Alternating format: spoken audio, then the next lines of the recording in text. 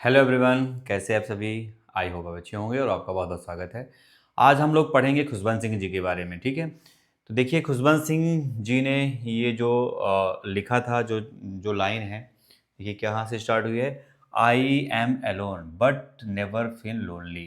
ठीक है, मैं अकेला हूँ लेकिन मैंने कभी भी अकेला महसूस नहीं किया। ठीक है, you have always books around you. ठीक है, कहने का मतलब ये कह रहे हैं कि वो अपने लिए कह रहे हैं कि हमारे सामने हमेशा क्या है, बुक्स रहती हैं जो सबसे बड़े हमारे फ्रेंड होते हैं। ठीक है, अब खुशवंत सिंह ने कहा, अब इनकी जो बायोग्राफी है स्टार्ट करते हैं खुशवंत सिंह जी की। अब इनका इनका जो बर्थ है वो कब हुआ है, 1915 में। कब हुआ इनका बर्थ, चलिए इनका बर्थ पहले देखते हैं। तो बर्थ इनका कब हुआ है, 1915 में, और बॉर्न ऑन 2 फरवरी 1915, यानी क्या है 2 फरवरी 1915 में, इन हदाली पंजाब नाउ इन पाकिस्तान। मतलब इनका जो जन्म हुआ कहाँ हुआ, हदाली पंजाब में हुआ, और आज के डेट में वो कहाँ है, वो पाकिस्तान में है। ठीक है, और ये कब हुआ, ये 2 फरवरी 1915 में हुआ, यानी कि आज़ादी के पहले हुआ। फादर फादर का नाम था sir Shobha Singh, well known and builder in Delhi. वो बहुत ही जाने माने बिल्डर थे दिल्ली में। उनका नाम था सर शोभा सिंह। मदर का नाम था विद्यावती, और ओरिजिनल इनका जो नाम था वो नाम था खुशहाल सिंह। ठीक है, और उनका बाद में इनका जो नेम चेंज किया गया वो खुशहाल सिंह से क्या बना, खुशवंत सिंह उनका नाम दिया गया। ठीक है, चलिए आगे देखते हैं। इसके बाद है 1920 से लेकर 29 तक अर्ली एजुकेशन। यानी फैमिली इनकी जो moved to Delhi and due to father's construction business. अब इनकी जो फैमिली थी वो क्या हुआ कि मतलब कहने का मतलब कि फैमिली ने कहा कि दिल्ली के लिए मूव की वो। ठीक है, क्योंकि फादर की कंस्ट्रक्शन की जो बिजनेस थी, बिल्डिंग विल्डिंग बनाने की, है ना, तो वो इनकी वजह से वो कहाँ आ गए, दिल्ली आ गए। उनका जो एडमिशन हुआ मॉडर्न स्कूल दिल्ली में हुआ, later at Catholic convent school and brief period. ठीक है, तो इनका जो मॉडर्न स्कूल में एडमिशन हुआ, बाद में इन्होंने कैथोलिक कॉन्वेंट स्कूल में भी पढ़ाई की, और 1930 से लेकर के 1934, है ना, उनका हायर एजुकेशन और हुआ। हायर एजुकेशन कहाँ, पहले उन्होंने Saint Stephen College Delhi University में कंप्लीटेड बीए, उन्होंने बीए की डिग्री कंप्लीट ऑनर्स किया उन्होंने इंग्लिश से। इसके बाद become interested in literature history and writing. ठीक है, बिकम इंटरेस्टेड, उनका जो कहा किसमें उनका इंटरेस्ट था, लिटरेचर में। ठीक है, एक बार हिस्ट्री, है ना, हिस्ट्री इतिहास में भी था, राइटिंग का वर्क करने के लिए। अब 1934 से 1938 the legal studies of abroad. अब ये पढ़ाई करने के लिए कहाँ चले गए, और अब्रोड भी गए। पहले तो कहाँ गए, went to Government College Lahore to study law में गए। इसके बाद then travel to England, England के लिए गए फर्दर लीगल स्टडीज़। ठीक है, फर्दर लीगल स्टडीज़ के लिए कहाँ, इंग्लैंड गए। ज्वाइन किंग्स कॉलेज लंदन, उन्होंने किंग्स कॉलेज लंदन ज्वाइन किया उन्होंने। Trained as a barrister at the Inner Temple, और उन्होंने बैरिस्टर की ट्रेनिंग ली, है ना, एट द इनर टेम्पल से। इसके बाद 1939 career as a lawyer, return to India, उन्होंने जब रिटर्न इंडिया रिटर्न आए, so began working at the Lahore high court as a lawyer. तो एज अ लॉयर जो है लाहौर हाई कोर्ट में वो वर्क करने लगी। अब आते हैं 1940 से लेकर 1946 तक अर्ली राइटिंग फेज उनका देखते हैं। स्टार्टिंग राइटिंग शॉर्ट स्टोरीज, उन्होंने देखिए क्या स्टार्टिंग में उन्होंने क्या लिखा था, इन्होंने शॉर्ट स्टोरीज लिखी, ऑब्जर्वेशन है ना, अबाउट सोसाइटी, सोसाइटी के बारे में। ठीक है ना, इसके बाद देखते हैं become interested in India's political changes before independence. तो उन्होंने क्या किया कि अपना जो इंटरेस्ट है वो कहाँ, इंडियन पॉलिटिक्स जो चेंजेस के लिए उन्होंने, और है ना, उनके लिए उन्होंने कि बिफोर इंडिपेंडेंस इन्होंने पॉलिटिक्स भी ज्वाइन कर लिया। इसके बाद 1947 पार्टीशन ऑफ इंडिया, 1947 में जब इंडिया का पार्टीशन हुआ, पाकिस्तान और इंडिया अलग अलग जब हुए, तो witnessed the violence and tragedy of partition. जब पार्टीशन हो रहा था तो उस दौरान क्या ट्रेजिशन, क्या मतलब कहा जाए तो ट्रेजिडी हुई, और वायलेंस क्या हुआ, मतलब एक दूसरे को हत्या मार, एक दूसरे को वहाँ से ट्रेन आ रही थी तो मार मार के भेज रहे थे, यहाँ से भी जा रहे थे लोग, मारे मुरे जा रहे थे, तो कटे फटे लोग, कितने लोग मारे गए उस समय पार्टीशन के दौर पर। तो ये समझ में नहीं गलती किसकी थी।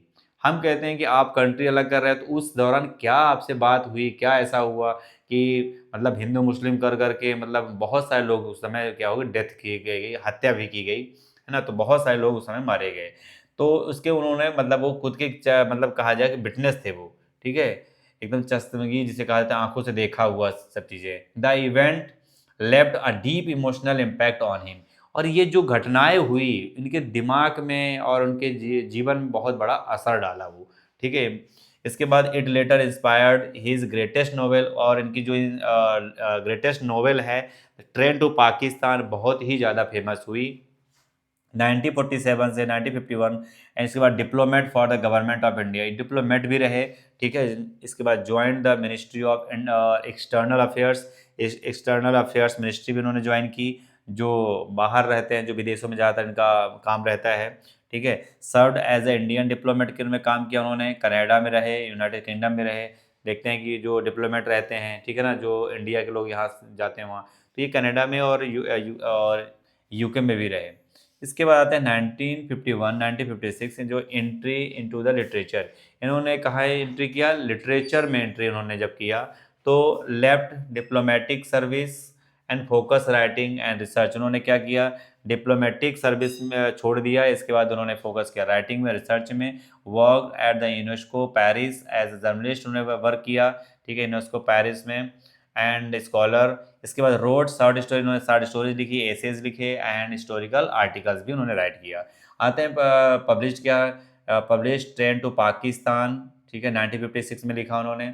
इसके बाद और a landmark novel on partition and brought him international fame of instantly, उनको क्या मिला, एक इंटरनेशनल फेम भी मिल गया, ठीक है। इसके बाद 1956 से लेकर 65 तक हिस्टोरियन और स्कॉलर रहे, रोट इम्पोर्टेंट हिस्टोरिकल वर्क्स, उन्होंने कई इम्पोर्टेंट हिस्टोरिकल जो है और हिस्टोरिकल वर्क्स उन्होंने राइट किया। हिज मेजर रिसर्च अचीवमेंट, और कई ऐसे जिन्होंने मुख्य रूप से रिसर्च में और अचीवमेंट उन्होंने प्राप्त की। अब फिर आते हैं 1963 से 1964, published a history of six, है ना। तो सिख जो होते हैं, सिक्स के बारे में उन्होंने पब्लिश किया, हिस्ट्री ऑफ सिख उन्होंने किया 2 वॉल्यूम में किया उन्होंने, ठीक है। तो considered the most and authoritative works on the Sikh history, यानी सिखों के हिस्ट्री के बारे में उन्होंने भी एक लिखा था उन्होंने, ठीक है, उन्होंने बुक लिखी थी और वो 2 वॉल्यूम में थी, ठीक है। इसके बाद आते हैं editor of the illustrated weekly off India, तो उन्होंने एडिटर के रूप में भी काम किया, बिकम एडिटर बने इन इंडियाज़ मोस्ट पॉपुलर मैगजीन जो थी, है ना, डबल एड्स लीडरशिप, ठीक है। तो इसके बाद लीडरशिप भी रहे उनके, और famous for bold and humorous and honest articles. और ये फेमस थे किसके लिए, अपने बेबाकी से किसी चीज़ को राइट करने के लिए, है ना, और कोई भी चीज़ ह्यूमर होता था तो वो भी बहुत सारी चीज़ें, और ऑनेस्ट वर्क आर्टिकल लिखते थे वो, ठीक है। इसके बाद आते हैं और editor of the National Herald, तो strengthened the news papers with his unique और एडिटोरियल स्टाइल, इनकी जो एडिट करने की स्टाइल थी बहुत यूनिक थी, कुछ अलग करती थी। इसके बाद ये इम्पोर्टेंट है 1974 में उन्होंने क्या, उनको क्या मिला, पद्म भूषण मिला, ठीक है, रिसीव्ड किया 1974, कब हुआ ध्यान रखिएगा, 1974 में, ये इंपॉर्टेंट है, इसको ध्यान रखिएगा। तो received Padma Bhushan and awarded India's third highest civilian award, ये इंडिया का थर्ड ऐसा सिविलियन अवार्ड है जो बहुत महत्वपूर्ण है ना, बहुत एक तरह से कहा जाए तो हाईएस्ट सिविल अवार्ड है। Return it in 1984 after operation Blue star, उन्होंने जब आए इंडिया, ठीक है, तो उन्होंने 1984 में ऑपरेशन ब्लू स्टार उन्होंने मतलब ब्लू स्टार, ठीक है, ऑपरेशन ब्लू स्टार करके वो रिटर्न आए। अब आते हैं 1979 से 1980 के बीच में एडिटर ऑफ हिंदुस्तान टाइम्स, वो एडिटर कहाँ रहे, हिंदुस्तान टाइम के भी एडिटर रहे। Road his legendary weekly column, मतलब उन्होंने वीकली और लिखना स्टार्ट किया। इसके बाद with malice towards one and all, ठीक है, become one of the India's most widely read, इसे बहुत मतलब ये कहा जाए तो बहुत कहा जाए तो become one of the India's most, मतलब इंडिया में सबसे ज़्यादा जो है पढ़ने वाला जाने वाला ये एक क्या बना, एक तरह से वीकली नो हिंदुस्तान टाइम्स एक कहा जाए तो न्यूज़पेपर बना, ठीक है। इसके बाद 1980s में पीक लिटरेरी फेम, देखिए 1980s में उनका क्या है कि मतलब इनका जो लिटरेरी फेम था बहुत पीक में था, ठीक है। तो अब पब्लिश्ड सेवरल फेमस वर्क्स, उन्होंने कौन से फेमस वर्क लिखे? डेली अ नोवेल, डेली का नोवेल एक। इसके बाद I shall not hear the nightingale, उन्होंने एक नोवेल लिखा। इसके बाद bride for the sahib and other stories, ये भी उन्होंने लिखा। इसके बाद also become for also become for wit. इसके बाद इरिवेंट ह्यूमर और बोल्ड ओपिनियन, यानी कि मतलब एक तरह से अपने बुद्धिमत्ता, अपने जो ओपिनियन वो देते थे, ठीक है। और ठीक है, और बेबाकी से कोई चीज़ लिखना हो तो वो इनको भी नॉन फॉर, उनको जाना जाता था उस चीज़ के लिए, ठीक है। और ऑनेस्टी के लिए भी वर्क करने के लिए जाना जाता था। इसके बाद पॉलिटिकल स्टैंड क्या था? Strongly criticise and Operation Blue Star, उन्हें बहुत ज़्यादा क्रिटिसाइज किया गया ऑपरेशन ब्लू स्टार के लिए, ठीक है। रिटर्न हिज पद्म, और अब रिटर्न हिज पद्म भूषण इन प्रोटेस्ट, है ना। उनको पद्म भूषण मिला था इन रिटर्न, जब वो वहाँ से आए प्रोटेस्ट के लिए। अब आगे आगे आते हैं। इसके बाद है और मिक्च्योर फेस, यानी कंटिन्यू राइटिंग एंड प्रोफिशिएंसी, अब वो कंटिन्यूसली राइटिंग करते रहे और मेच्योरिटी आती चली गई और उनके काम में। और अब पब्लिश्ड नॉवेल्स बायोग्राफीज, उन्होंने नॉवेल्स लिखे, बायोग्राफीज लिखी, जोक बुक्स लिखे, एसेज लिखे, and political and commentaries, become a cultural icon. और एक तरह से कहा जाए तो वो सांस्कृतिक आइकॉन बन गए, ठीक है, कल्चरल। तो इस तरह से ऑटोबायोग्राफी अब इनकी जो पब्लिश्ड हुई ऑटोबायोग्राफी 2000 यानी 2002 में पब्लिश्ड हुई, ट्रूथ, लव एंड लिटिल और मैलिस, ठीक है, ये भी पब्लिश्ड हुई, ट्रू यानी लव एंड लिटिल मैलिस। इसके बाद honest and narration of his life, उनके बहुत ही, जब कोई भी चीज़ उन्होंने लिखा तो बहुत ऑनेस्टली लिखा अपने जीवन में। And reveals and the controversies भी उन्होंने रिवील किया। और 2007 में उनको क्या मिल गया, ये इम्पोर्टेंट है, ध्यान रखिएगा एग्ज़ाम के तौर पर। तो इसको पद्म पद्म विभूषण उनको मिला फिर 2007 में, ठीक है। तो यानी कि उनको 1974 के आसपास उनको मिला था पद्म भूषण। अब इनको 2007 के बाद पद्म विभूषण मिला, जो award Indian second highest civilian honour for his contribution of to literature है, ठीक है। लिटरेचर में सबसे ज़्यादा कंट्रीब्यूशन देने का, यानी कि इनका भी लिटरेचर में कंट्रीब्यूशन करने का क्या मिला, एक ऑनर मिला, ठीक है।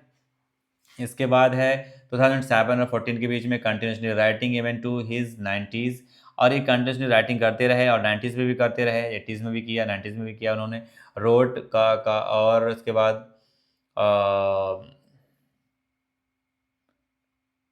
19 में तो पैदा ही हुए थे, चलिए ठीक है। तो ये कंटिन्यूसली कहने का मतलब ये था कि 90s में वो कंटिन्यूसली करते रह गए, ठीक है, राइटिंग करते रहे, रोट। और उन्होंने क्या क्या लिखा, wrote columns and essays and books, उन्होंने अपना कंटिन्यूसली वर्क में, चाहे एसे हो चाहे बुक्स हो, अपना राइट करते रहे। Maintain the discipline life style specially and early rising, जब सुबह जल्दी उठना, love for the nature, nature के लिए प्यार करना, birds watching and fondness for the books, और बुकों का शौक रखना। तो ये सारी चीज़ें उन्होंने अपने जीवन में, जैसे जैसे उन्होंने लाइफ स्टाइल उनकी, कैसे जल्दी उठना, बुकों से प्यार करना, नेचर से प्यार करना, ठीक है, और बर्ड को देख उड़ते हुए देखना। तो ये जो जितने भी राइटर और जो पोएट होते हैं, है ना, और तो ये सब क्या करते हैं, ये नेचर से बहुत ज़्यादा उनको लगाव होता है, बिना मतलब नेचर बहुत अच्छा लगता है उनको, ठीक है। तो इसके बाद जब इनकी डेथ हुई, तो डेथ कब हुई? And death 20 March 2014 in New Delhi at the age of 99, मतलब 100 साल के पूरे नहीं हो पाए थे, यानी शतक नहीं लगा पाए।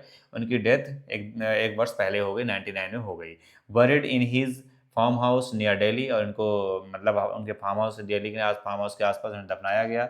एंड लेफ्ट बिहाइंड, और उन्होंने अपने पीछे 80 बुक छोड़ के गए, 100 आर्टिकल्स छोड़ के गए। One of the richest legacies in modern India in literature, उन्होंने अपने मॉडर्न इंडिया लिटरेचर में बहुत बड़ी लेगेसी छोड़ के चले गए वो, ठीक है। तो आई होप आपको ये पूरा जो बायोग्राफी था खुशवंत सिंह जी का, वो आपको समझ में आया होगा। ठीक है। सो थैंक यू गाइज, मिलते हैं। खुशबंसी जी की जो ग्रेड फर्स्ट में इनका जो ऑटोबायोग्राफिकल टाइप का है, जो इनको ग्रैंड मदर के साथ जब कैसे उनका रिलेशन रहा, कैसे उनके साथ रहते थे, है ना, एक तरह से कहा तो लव एंड अफेक्शन, और एक पोते के रूप में उनका कैसा दायित्व रहा, है ना, और दादी का कैसा उनका टेक केयर कैसे करती थी, ये सारी चीज़ें में उनका, ये चीज़ों के बारे में इनको फिर पढ़ेंगे, ठीक है।